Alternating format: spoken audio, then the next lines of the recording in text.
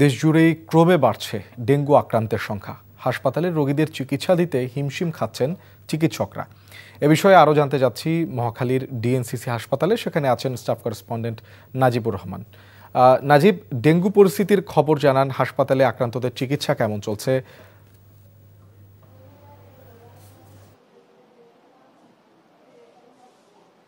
শোভন, বর্ষা পরবর্তী সময় কিন্তু এখন এসে ক্রমাগতই দেশ জুড়ে কিন্তু ডেঙ্গুর সংখ্যা বাড়ছে। রাজধানীতে অন্যান্য মাসে কিছুটা কম রোগীর সংখ্যা থাকলেও সেটিও কিন্তু লাফিয়ে লাফিয়ে বাড়ছে। আমরা আজ হাসপাতালে এসে হাসপাতাল কর্তৃপক্ষের কাছ থেকে যেটি জানতে পেরেছি সেটি হচ্ছে গত কয়েকদিনের তুলনায় প্রায় দ্বিগুণ পরিমাণে রোগী হাসপাতালে ভর্তি হচ্ছেন, যাদের বেশিরভাগই ঢাকার বাসিন্দা। সেই সাথে আছেন ঢাকার বাহিরের যারা অবস্থান রয়েছেন, বিশেষ করে বরিশাল, চট্টগ্রাম, নারায়ণগঞ্জ জেলা থেকেও রোগীরা আসছেন এবং এখানে চিকিৎসা নিচ্ছেন। এবং আপনাদেরকে যদি একটু বলি, গতকালকে কিন্তু এই বছরের সর্বোচ্চ ডেঙ্গু রোগীতে আক্রান্ত হয়ে মৃত্যুবরণ করেছেন, অর্থাৎ 12 জন সেই সংখ্যাটি ছিল। এবং সব মিলিয়ে 179 জন চলতি বছর ডেঙ্গুতে আক্রান্ত হয়ে মৃত্যুবরণ করেছেন। এবং মৃত্যুর সংখ্যাটি কিন্তু ক্রমেই বাড়ছে এমনটি বলছেন চিকিৎসকরা এবং হাসপাতাল কর্তৃপক্ষ। তাদের দাবি যে কিছুটা দেরি করে হাসপাতালে এবং চিকিৎসা নিচ্ছেন রোগীরা, সেই কারণেই কিন্তু মৃত্যু ঠেকানো যাচ্ছে না।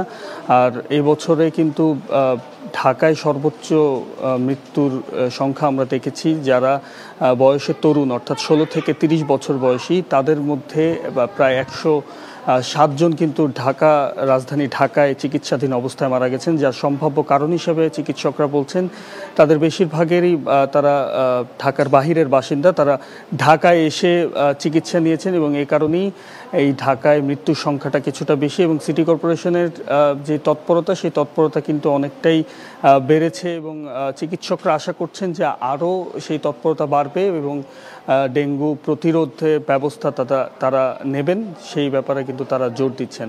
এই ছিল আমার কাছে সর্বশেষ। শোভন, বান্ডেল থাকলে প্রতি সেনমানিতে টাকা বাঁচবে। বিকাশ সেনমানি বান্ডেল কিনে জিতুন প্রতি লেনদেনে।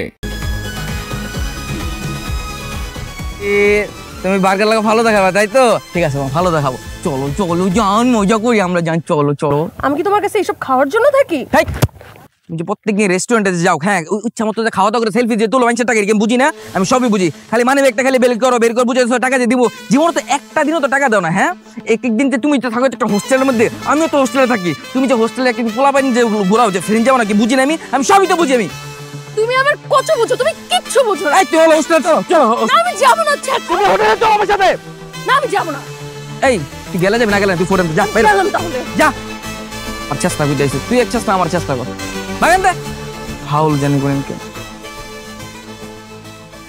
আজকালকার মাঠে পড়াইতে এত যে পের আমার হুদাই টাইম দেখাইলো। একদম ঠিক বলছেন।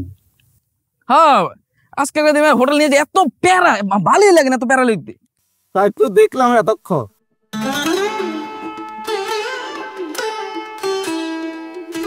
আব্বা